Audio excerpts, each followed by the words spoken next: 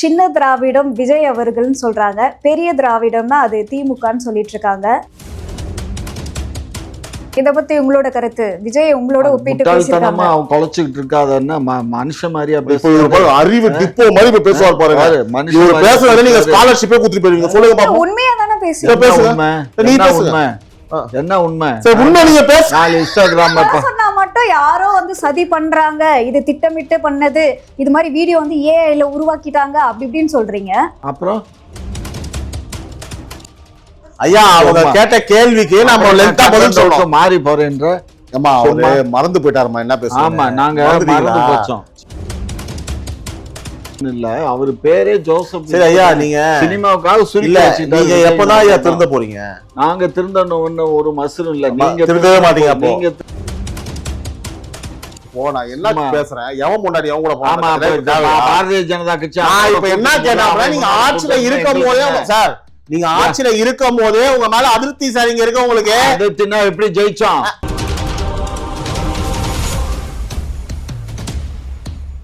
குக்கு செய்தி நேயர்களுக்கு வணக்கம். நான் உங்க தீபிகா. இன்று நிகழ்ச்சியின் சிறப்பு விருந்தினர்கள் திமுகவின் மூத்த முன்னோடி முனைவர் காமாட்சி நாயுடு அவர்கள் மற்றும் டைம்ஸ் ஆஃப் ரிபப்ளிக் பத்திரிகையின் ஆசிரியர் நவீன் அவர்கள். இருவருக்கும் வணக்கம் சார். வணக்கம். வணக்கம் தீபிகா. சார், இப்போ வெளியில என்ன பேசிக்கிறாங்க அப்படின்னா, சின்ன திராவிடம் விஜய் அவர்கள்னு சொல்றாங்க, பெரிய திராவிடம்னா அது திமுகன்னு சொல்லிட்டு இருக்காங்க.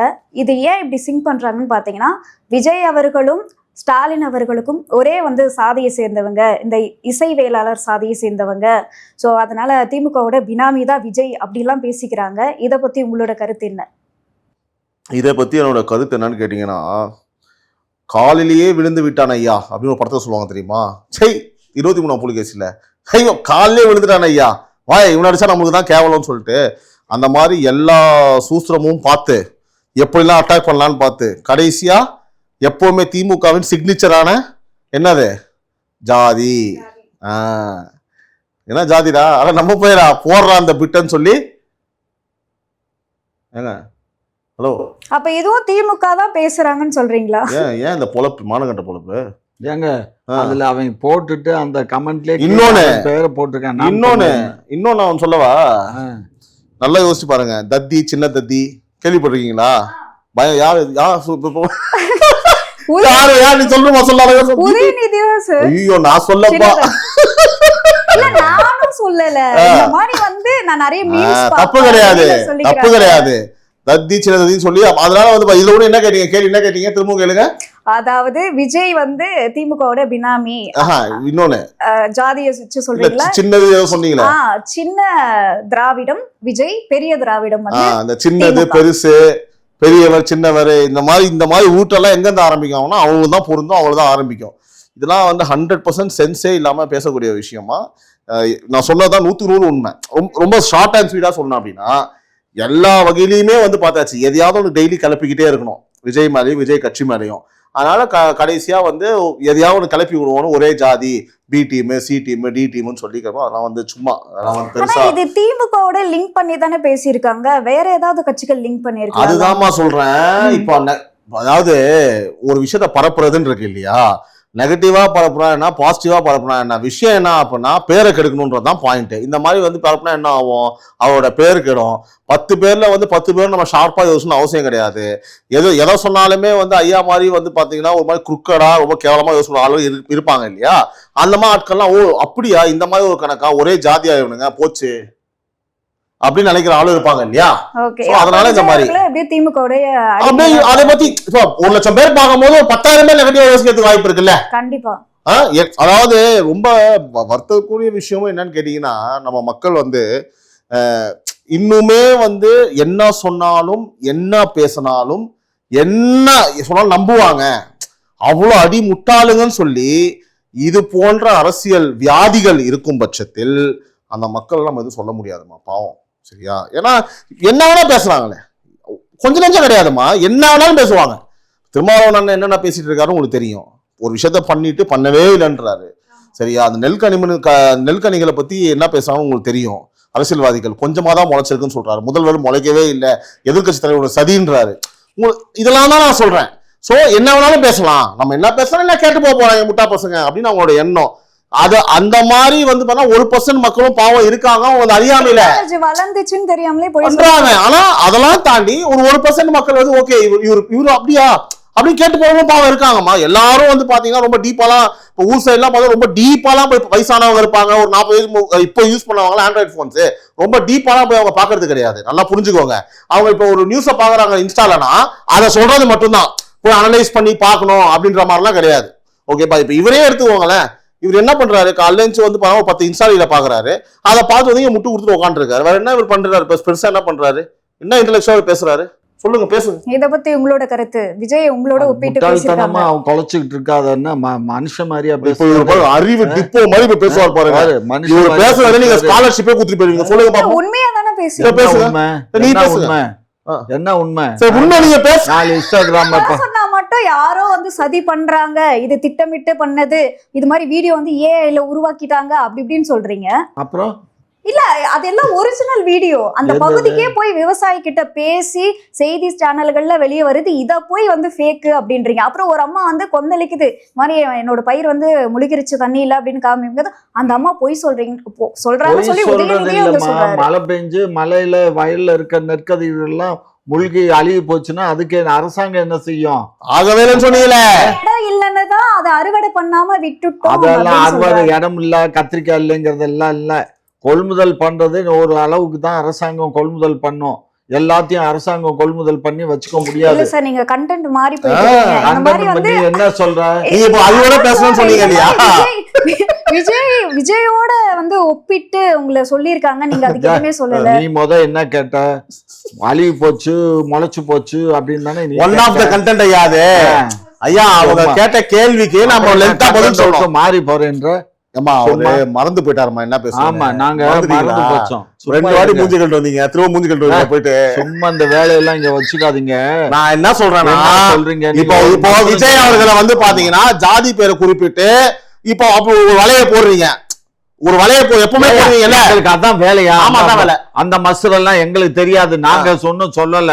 எங்களுக்கு அவன் என்ன ஜாதியா இருந்தா எங்களுக்கு என்னையா, அவரு என்ன ஜாதி அவனாலும் இருக்கட்டும். அது அவங்களுக்கு ஜாதியை பத்தி எதுக்கு இப்ப வந்து, ஜாதினாலே உங்களுக்கு பிடிக்காதுல்ல? ஜாதினா எனக்கு பிடிக்கும், ஏன்னா நான் ஜாதி பேரை தானே வச்சிருக்கேன். ஜாதினா எனக்கு பிடிக்கும். ஜாதி மதம் வேறுபாடு இன்று நாங்க அரசியல் செய்து அரசியல் என்பது வேறு, தனிப்பட்ட முறைங்கிறது வேறு. சரி, திராவிட முன்னேற்ற கழகத்துக்கு ஜாதி இல்ல. ஆதரிக்கிறீங்க, ஆணவ கொலையை வந்து ஆதரிக்கிறீங்க. ஆணவ கொலையை நான் ஆதரிக்கல. ஆணவ கொலை வந்து தவறு, அது நடக்க கூடாது. அதே சமயத்துல வந்து ஜாதி பித்து பிடிச்சு அலையக்கூடாது. நான் இந்த ஜாதி அந்த ஜாதின்னு சொல்லி அலையக்கூடாது. எப்படியோ வச்சுக்கோங்க. உங்க பேரு பின்னாடி போட்டிருக்கீங்க, அது பேருக்கு பின்னாடி போட்டான்னா முன்னாடி போட்டான்னா பேரு தான்.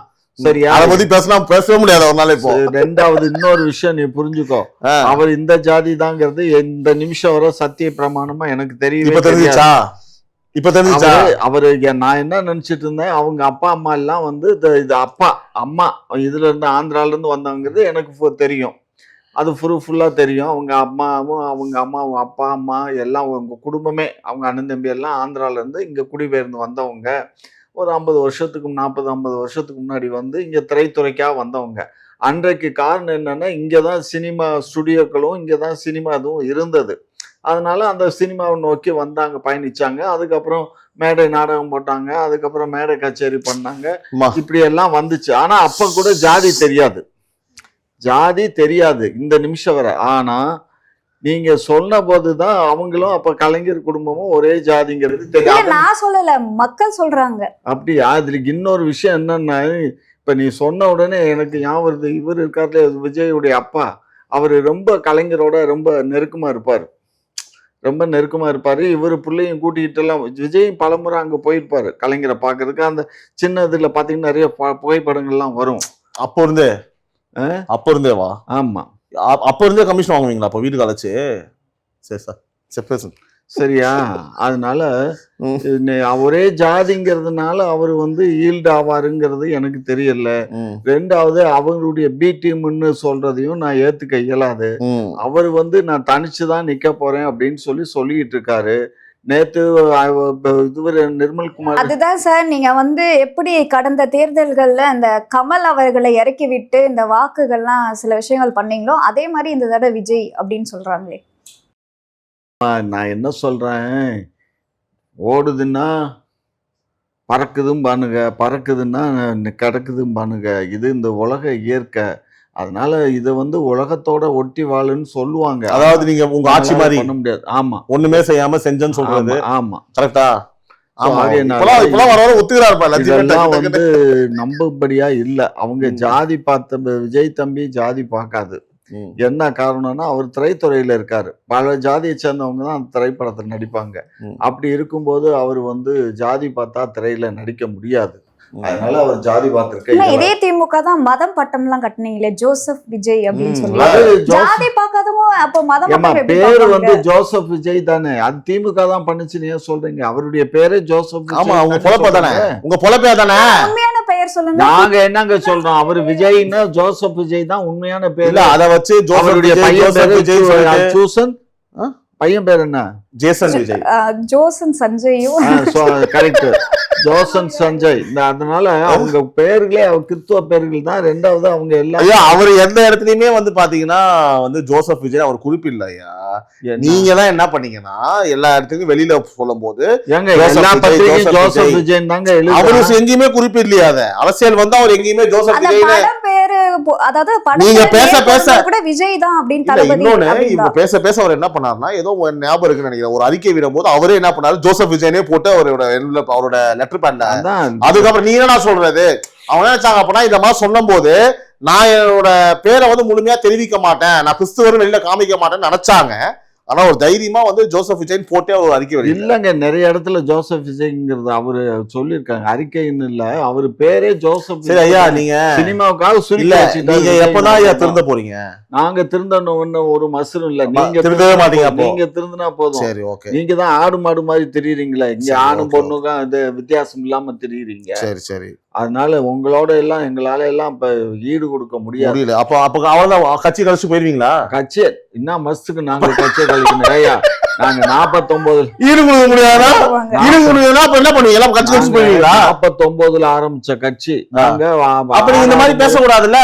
நாங்க எப்படியா போவோம்? நாங்க தான் இங்க வந்து இந்த நாட்டை ஆள போறோம், மக்கள் ஆள போறோம், அரசனாட்சி நடத்த போறோம், மன்னராட்சி நடத்த போறோம். 6வது முறையா ஆண்டுகிட்டு இருக்கோம். 7வது முறையும் நாங்க தான் ஆட்சிக்கு வருவோம். அப்படி வரலைனாலும் எங்களுக்கு அதை பத்தி கவலை இல்ல. மக்கள் பணி எங்களுக்கு 6வது முறையா ஆண்டுகிட்டு இருங்க, இல்ல பேண்டுகிட்டு இருங்க, அந்த கதையெல்லாம் நான் கேட்கல. நான் சொல்ற விஷயம் என்னன்னு கேட்டீங்கன்னா, ஜெயலலிதா அம்மா இருக்கும்போது வர முடிஞ்சுதா? எது ரீசன்ட் டேஸ்ல நீங்க எத்தனை வருஷம் கழிச்சு நீங்க வந்து கௌரவமா மாத்தடிக்கிறீங்களே, எப்ப ஆரம்பிச்சீங்க கட்சியை? நீங்க சொல்லுங்க. 40 இல்லம்மா வந்துடுறேன் ஐயா, வந்துடுறேன் ஐயா, ஒரு நிமிஷம் பேசி முடிச்சாரேன். நீங்க வந்து இப்போ எப்ப ஆரம்பிச்சாங்க ஐயா திமுக கட்சி? ஒரு 50 வருடம் ஆச்சு. எவ்வளவு சொன்னீங்க? 75 வருட கட்சியா இது? 67 ஆட்சிக்கு வந்தாங்க. இது அப்ப ஆக மொத்தமே எத்தனை வாட்டி வந்திருக்கீங்க? எத்தனை வாட்டி வந்திருக்கீங்க? எத்தனை வாட்டி? இது 6வது தடவை. உங்களை சொல்ல இப்ப நான் சொல்ல போறது, மேய்க்கிறது எருமை என்னையா பெருமை அப்படின்னு தெரியுமா? நீங்க சொன்னது என்ன பெருமைக்குரிய விஷயமா? இல்ல உங்களை சொல்ல நான் முதலே சொல்லிட்டேன். நான் உங்களை சொல்ல நான் சொல்லிட்டேன். ஆமா, நான் என்ன சொன்னேன் அப்படின்னா, நீங்க சொன்னது ஒண்ணு பெருமைக்குரிய விஷயம் கிடையாது. கட்சி ஆரம்பிச்சு எத்தனை வருஷம் ஆகுது? அதுல மொத்தமாவே நீங்க 6 வாட்டி தான் இருந்துக்கிறீங்க. அது இந்த வாட்டி நீங்க ஆட்சிக்கு வந்தது எத்தனை வருஷம் கழிச்சு வந்திருக்கீங்க? சும்மா உருட்டிட்டு இருப்பீங்களா? ஏதாவது பேச முடியுமா? பேசுங்க பேசுங்க. ஆமா, நான் பதில் சொல்லுங்க. 6 வாட்டி வந்திருக்கீங்களே, எப்ப கட்சி ஆரம்பிச்சாங்க? மொத்தம் எத்தனை வருஷமா, இந்த எத்தனை வருடங்களா இந்த கட்சி இருந்தது? 6 வாட்டி வந்து ஒரு பெருமையா உங்களுக்கு? எத்தனை வாட்டி நீங்க டிஸ்மிஸ் ஆனீங்கன்னு சொல்லுங்க சார். எப்ப நீங்க வந்து ஆட்சிக்கு வந்தீங்கன்னு சொல்லுங்க. 2011ல எதிர்க்கட்சி அந்தஸ்தே நீங்க இழந்துட்டீங்க சார். அதெல்லாம் நான் தான் சொல்றேனே, வெற்றியை மட்டும் நாங்க சுவைக்கிறதுல தோல்வியும் சுவைக்கிறோம் சொல்லிட்டு. இப்போ இதே யாராவது ஏத்தமா தெரியாதவன் அவன் அப்படியே 6 வாட்டி ஜெயிச்சிருக்கா, 6 வாட்டி இருந்திருக்கானா, அவன் அப்படியே ஏன்னு கேட்டு போயிடுவான். உங்க உருட்டெல்லாம் இங்க செல்லுபடி ஆகாது. ஆமா, 6 வாட்டி ஜெயிச்சது ஒரு பெருமையா உங்களுக்கு? பெருமை நான் சொல்லலையே. அப்புறம் மக்கள் என்ன சொன்னீங்க? இப்போ 6 வாட்டி நாங்க ஆண்டிருக்கோம், அடுத்த வாட்டி நாங்க தான். 7வது 6 வாட்டி குடும்பம் பண்ணது பண்ணாதா? தமிழ்நாட்டு மக்களை வாய் முழுகின பத்தாதா? உங்க குடும்பம் வளர்ந்தது பத்தாதா? இன்னுமா வளரணும்? ஐயோ எப்பா சாமி, நாங்க ஒண்ணு கொள்ளையடிக்கலாம். என்ன தெரியுமா சொல்றேன் சார், எல்லாத்துக்கும் ஒரு ஆயுள் தண்டனா கூட ஒரு முடிவு இருக்கு சார். ஏதாவது ஒரு முடிவு வாங்க சார். ஆயிடுச்சு சார், 5 வருஷம் போதும் சார். மக்கள் முடிவு பண்ணட்டும் சார். போதும் சார், முடியல முடிவு பண்ணட்டும். இல்ல சார், எல்லாத்துக்கும் ஒரு லிமிட் இருக்குல்ல சார். என்ன பெரிய அப்ப நாங்க என்ன பட்டா எழுதி கொடுத்து பட்டம் போட்டு எழுதி கொடுக்க என்ன சொல்றேன் வந்து காலில் நான் என்ன சொல்றேன்னா சார், தயவு செஞ்சு போதும் சார், எல்லாத்துக்கும் ஒரு முடிவு இருக்குல்ல. இங்க பாருங்க, கொஞ்சம் கொஞ்சம் ரெஸ்ட் எடுத்து கொள்ளையடி நீங்க சார், கொஞ்சம் கேப் விடுங்க, திரும்ப வாங்க, திரும்ப கொள்ளையடி. இது ரொம்ப ஓவருங்க, ரொம்ப ஓவரா சரி, இதெல்லாம் வந்து ரொம்ப எவ்வளவு ஒரு அடி பண்ணுச்சு ஐயா, கொஞ்சம் கேப் விடுங்க, விட்டு திரும்ப வாங்க, போதுமான அளவுக்கு எல்லாம் சேர்த்து வச்சிட்டீங்க, நீங்க கொஞ்சம் கேப் விடுங்க ஐயான்னு சொல்றேன். மன்றாடி கேட்கிறேன் மக்களுக்காக. இதுக்கு மேல எப்படி கால்ல ஐயா பெரிய ஒரு கால்ல உங்களுக்கு மக்கள் முடிவு பண்ணுவாங்க, மக்கள் முடிவு பண்ணுவாங்க. அவரு விஜய் ஐயா சொல்றாருல, போன ஆட்சி நீங்க வந்ததுக்கான காரணம் என்ன தெரியுமா?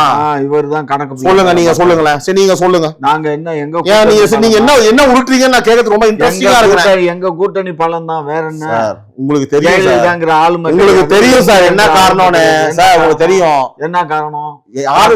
நான் சொல்லவா, நீங்க நான் சொல்லவா, அதாவது என்னன்னா, என்ன தலைமை இருந்ததுன்னு நினைக்கிறீங்க?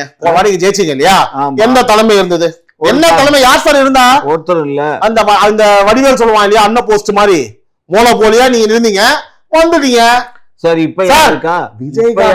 விஜயகாந்த் இருந்தா கூட சிஎம் சார். இன்னைக்கு யார் இருக்கா?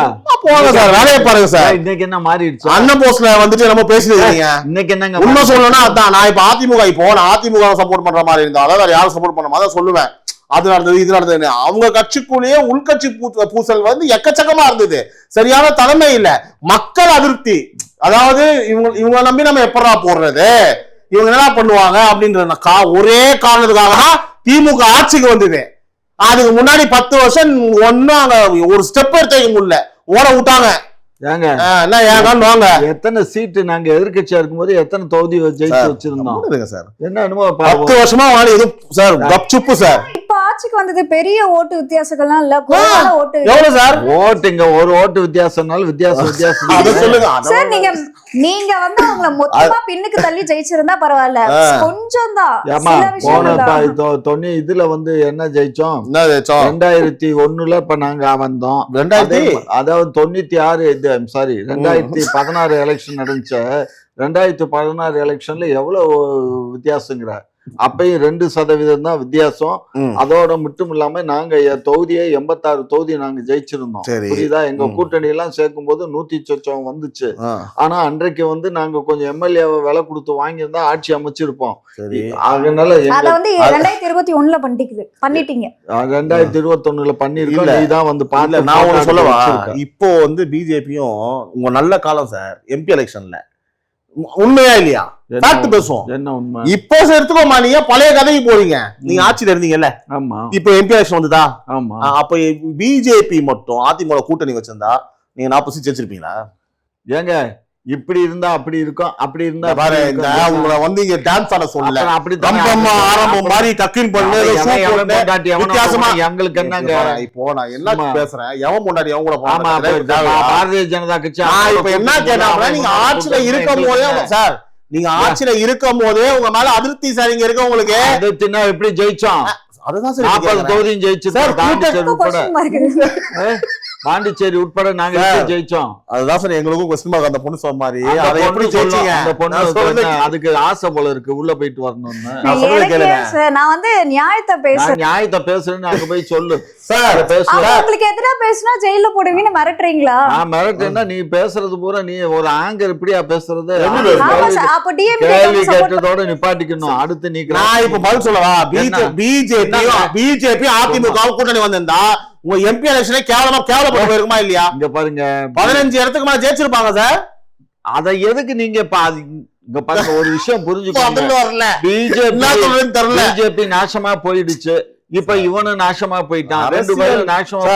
அரசியல் பேசுனா இவன் முன்னாடி அவன் கூட போனா நாசமா போயிட்டான், நாரி போயிட்டான், வெங்காயம் கத்திரிக்காய் வெள்ளை பூண்டு கூட சொல்லுங்களேன். அன்னைக்கே விஜய் வந்திருந்தா விஜய் 40 தொகுதியும் ஜெயிச்சிருப்பாங்க. நான் கிளி ஜோசியம் பாக்குற ஆள் கிடையாது. அப்புறம் நான் கிளி ஜோசியம் பாக்கல. எப்படி சொல்றேன்? நான் வந்து ஓட்டு வாங்கினாங்க இல்லையா, அந்த ஓட்டு பர்சன்டேஜ் பேஸ் பண்ணி இந்த 2 கட்சியும் இணைஞ்சிருந்து இருந்தா இவங்க எவ்வளவு ஓட்டு இவங்க எவ்வளவு ஓட்டு 1 and 2 சேர்க்கும் போது இவங்க இடத்துல வின் பண்ணிருப்பாங்கன்னு ஆக்சுவல்ஸா பேசிட்டு இருக்கீங்க. நீ இவன் முன்னாடி அவங்க கூட போனானா, அவன் முன்னாடி இவன் கூட போனானா, விஜய் வந்தானா, ஊர்லாம் டான்ஸ் ஆடுறீங்க.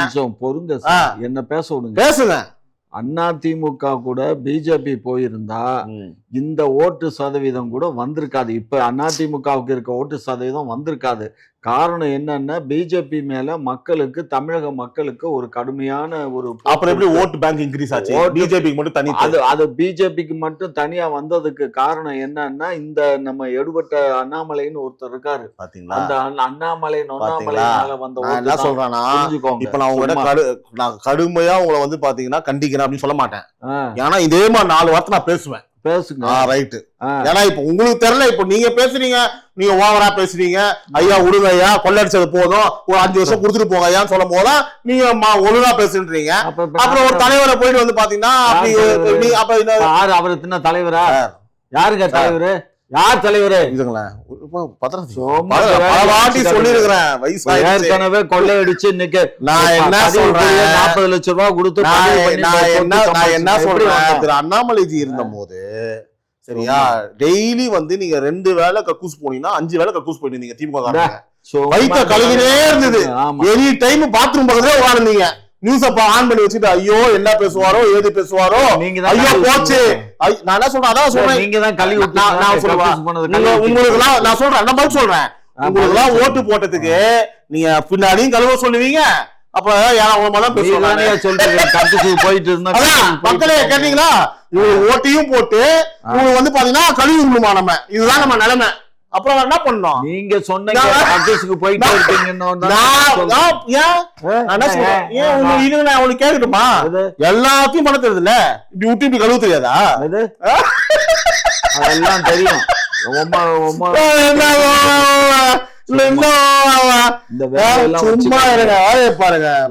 சொன்னா மட்டும் கோவம் வருது.